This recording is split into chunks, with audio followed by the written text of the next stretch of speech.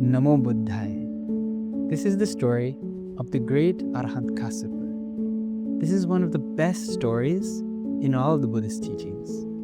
Because you see, Arahant Kassapa was one of the best of the liberated beings. And not just that, his life story was so beautiful. During the time when he was a young man, his name was Pipphali, and he was a prince. He was so rich. And his family was so rich, they wanted him to get married. But there was this one thing. This Pipphali, he didn't want to get married. So what he did was, he told his parents, once you both pass away, I'm going to give up all this money and just become a monk and live a simple life. But his parents said, no. Pipphali, you have to get married. We will find a beautiful girl for you. So again and again, his parents pestered him. And then Pipphali thought to himself, you know what? I'm going to make a golden statue of the most beautiful girl, so that way they'll never find a real girl who can marry me. So what he did was, he got a golden statue made of the most beautiful girl ever. And he told his parents, look, if you're going to find a girl, make sure she looks just like this. And so his parents thought, you know what? Our son is so meritorious. He's so blessed. By the power of his merit alone, for sure, he's going to find a beautiful girl just as beautiful as this statue. So they sent two Brahmin messengers to go far and wide to look for a girl like this. So they went. They went to one of these cities where they were told there were a lot of beautiful girls. So they went to this place, and there was this lady. And she saw this golden statue that was placed in a cart. And so this lady went to that cart. She thought that this was the mistress in her family. And she was wondering, hey, why is this girl trying to escape from her house? And she went to that golden statue and pulled it, saying, hey, come, where are you going? She thought that that golden statue was the mistress of her household. Little did she know that that was actually a statue. Then what happened was, the Brahmin messengers asked that lady, is there someone in your house that looks like this golden statue? She said, why, yes, there is a beautiful mistress in her family who looks like this golden statue. So then those Brahmin messengers were very intrigued to see her. When they went to that house, it was true. They saw the most beautiful maiden in the world. Her name was Buddha Kapilani. Then what happened was, they sent a message to the mother and father. So the mother and father were so eager to get this Pipphali to get married to Buddha Kapilani. But there was just one problem. Buddha Kapilani also didn't want to get married. The girl who was so beautiful and the boy who was so beautiful, who both were destined to get married, they both didn't want to get married. They both wanted to just live simple lives free from material gains. So what they did was, both of them, since they didn't want to get married, sent messages to each other. They sent a message saying, you know what, I don't want to get married. You better just marry someone else. And so Pipphali sent this message to her, and she also wrote a similar message to him. So do they both know that they don't want to get married? No. They just happen to not want to get married. So they both just happened to send each other letters. And what happened was, both of their parents knew that they'd do some sort of trick like this. They would try to cancel the marriage. So they intercepted the letters and rewrote it saying, I love you and I look forward to this marriage. And so when the letters came to both of their hands, what did it say? I love you and I want to get married. And what happened was, they went through with the marriage, thinking that the other person didn't want to cancel.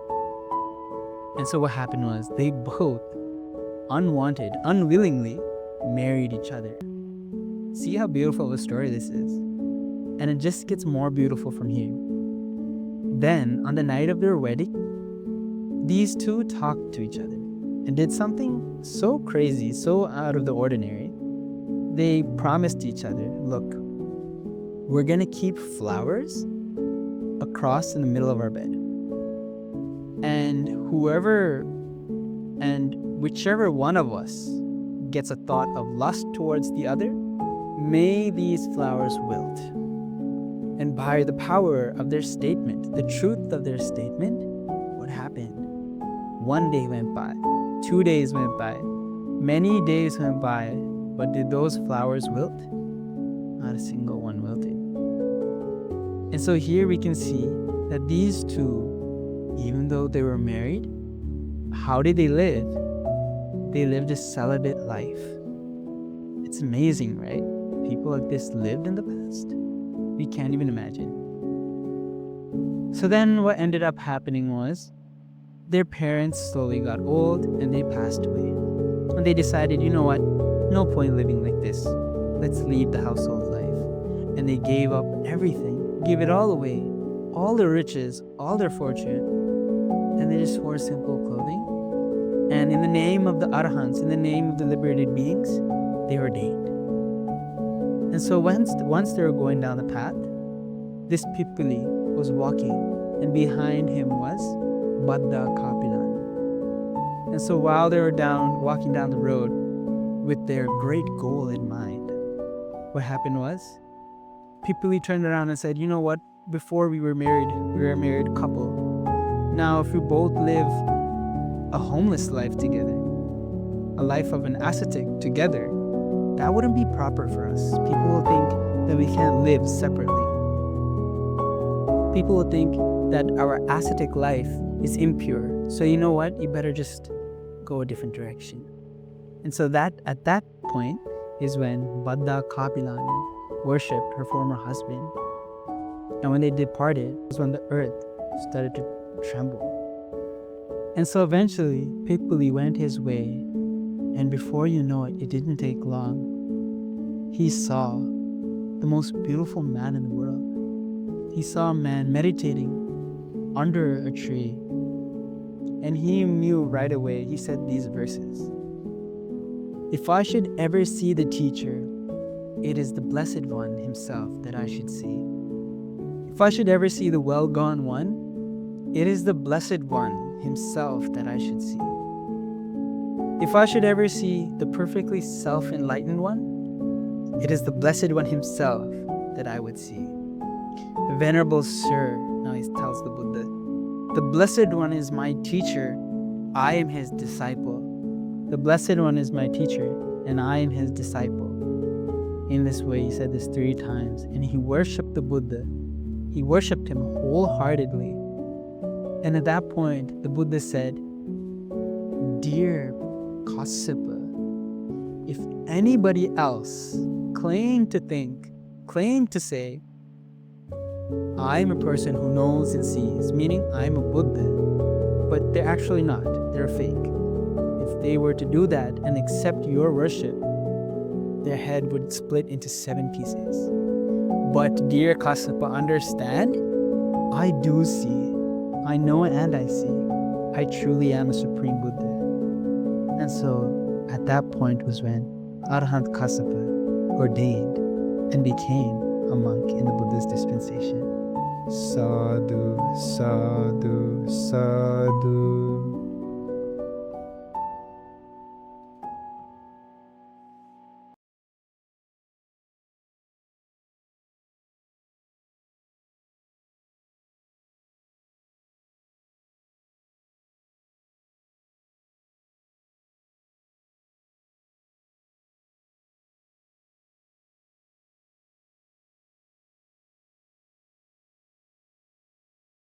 Arahant Kassapa was the foremost in practicing these ascetic practices.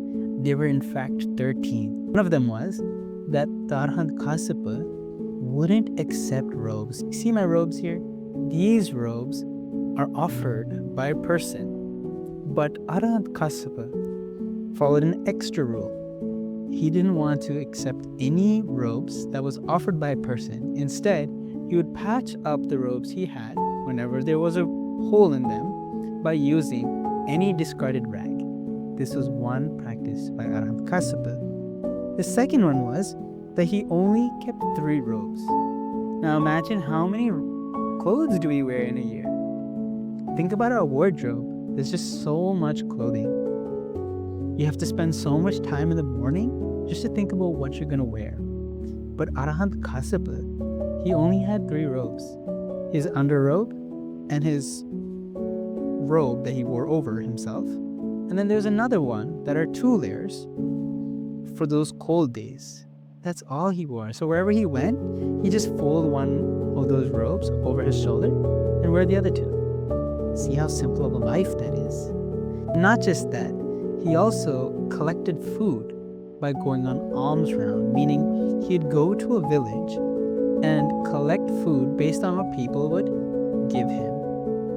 And not just that, he would only use a bowl. He'd never use an extra plate or anything else to eat. He'd only use a bowl. If he didn't have his bowl, he wouldn't eat. If there was only just plates, he wouldn't eat. He'd only just out of a bowl. And another thing was that he only ate once a day. Once he sat down, he would eat. And then after he was done, he wasn't going to eat for the rest of the day. So in between sunrise and midday, he would have just one meal. And then that was it. He was happy with what he gained that day. See how amazing, how simple this life was. The Arahant Kassapa also lived in the forest, meaning he didn't go live in other places. He lived only in the forest and not in the city. And another one of those rules was he lived under a tree, meaning he didn't use a kuti, or what we call a hut. He didn't use a hut. Only for the rainy season did he use a hut. Other than that, he would be sitting underneath a tree. And if he wasn't practicing that, he would also practice another rule, which is he would stay in the open, which is another hard ascetic practice. So while he was in the open, he was susceptible to sunlight, and he had to be in the heat. And also when it was cold, he had to face winds. So in this way, he lived a very coarse and rough life. But in the same way, because it was simple, it gave him much happiness. He would live in a charnel ground, meaning in those days, in India, people would just throw the body out. There are no cemeteries. They just throw a body. There's just a huge yard, and in that area is where people just threw a body and they just leave and let the body rot. So in such spooky places is where Arahant Kassapa would live. So any monk who's following these ascetic practices would live in a charnel ground, meaning when people threw out those dead bodies, that was an opportunity for monks, especially those days, to see that dead body and contemplate, wow, my body will be just like this body one day. Meaning they don't look at those bodies as a different body. They would think wisely, reflecting the true nature of this body, which is that this body will one day become dead, just like that body. We haven't surpassed the nature of that body. This body and that body are of the exact same nature. In this way, the attachment we'd have for our body would disappear in that of an Arahant. So he would live in a charnel ground. Another practice is that the Arahant Kassapa wouldn't sleep, meaning the sleeping posture he'd given up completely. Meaning he'd only stand, or he'd walk, or he'd sit down cross-legged, but you'd never find him lying down. So these are hard ascetic practices. These aren't followed by all the ascetics.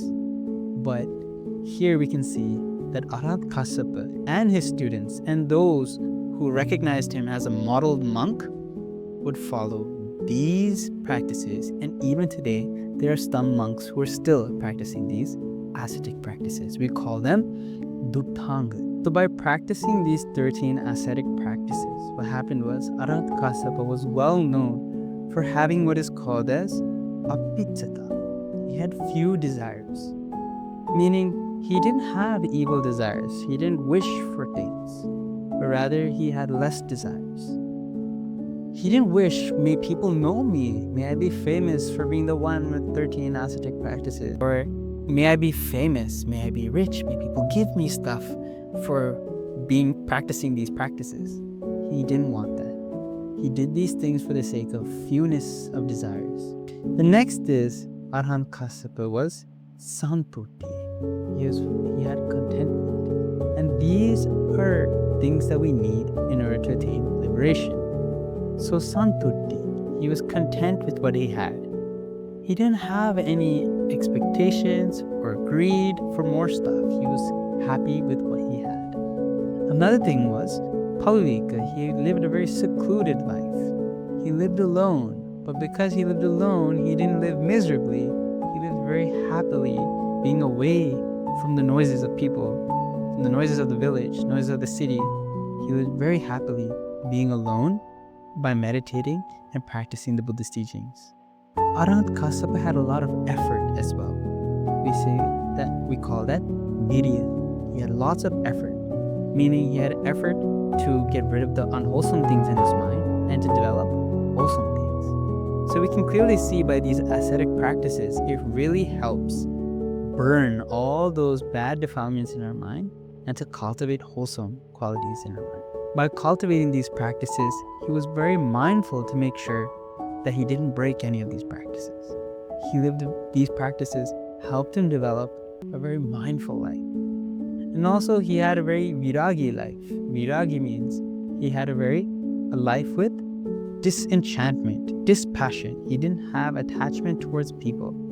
Actually, the Buddha gave an example of the Arahant Kassapa, and he hasn't given this example to another person like this. He showed his hand and he waved his hand like this.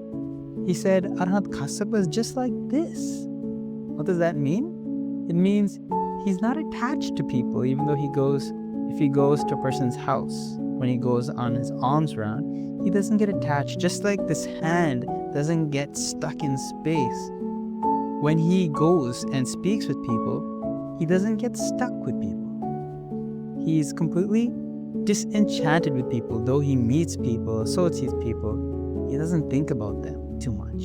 He doesn't overly associate with people too much. He lives a free life, whether he's with people or without people. He also had a lot of faith towards the Dhutanga practices and also towards the rules of the code of conduct. One time he crossed a river just so that he could chant the rules with other monks in a nearby monastery.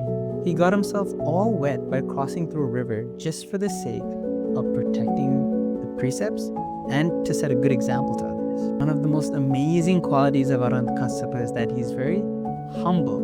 He had a lot of humility, meaning he had so many good qualities, and he was one of the best disciples of the Buddha, but still no one knew much about him. He lived a very humble life. He never showed what he had. Even though he practiced these practices, he didn't try to show it off to others. He was very humble. And he also showcased a lot of leadership, especially after the Buddha's passing.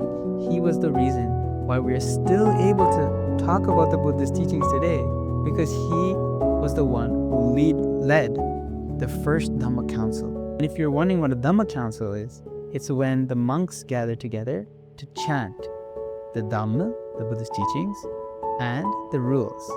And when he did that, what happened was he protected the Buddhist teachings for a long time to come. The Buddha kept Arahant Kassapa on a high standard by telling the monks that the Buddha could attain the first absorption, meaning he could concentrate his mind to what's called the first jhana, and the second and the third and the fourth, and he could stay in it and use it however much he pleased. And his disciple, the Arahant Kassapa, could also, for however long he wished, for however extent he wished, he could practice those jhanas. Not just that, the Buddha could do various psychic powers, but like walk on water, dive through the earth, as well as stroke the sun and moon. And the Buddha says, even dear Kassapa can also do the same. The Buddha could also see his past lives however he wanted to, see the passing away and arising of other beings, and he saw through himself that he had no mental weaknesses, no defilements in his mind, And Arahant Kassapa could do the same, however much he wanted to. So this is one of the biggest praises given by a Supreme Buddha to a disciple.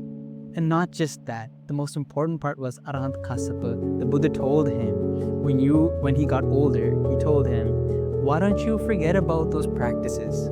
You know, how you used to live alone and you only go on alms round, you don't accept invitations to eat at people's houses, and you only live alone, and you only wear those coarse robes. Why don't you just stop that and live close to me, said the Buddha. Why don't you just wear normal robes? Why don't you just eat at invitations? And he said, no, I've done this for a long time, oh blessed one. Well, I don't want to stop this. So then the Buddha says, why are you practicing all these things? Then he says these beautiful points, two of them. He says, O Supreme Buddha, I follow these practices because it makes me happy. Why? Because it makes him feel content and happy. And the second reason is because he wants to set a good example for the other monks. So you see, by listening to this, what we should do is we should take Arahant Kassapa as a good example and have a lot of gratitude for Arahant Kassapa for giving us the Buddhist teachings. And it's because of him that we can still worship relics and we can talk about the Buddhist teachings like this.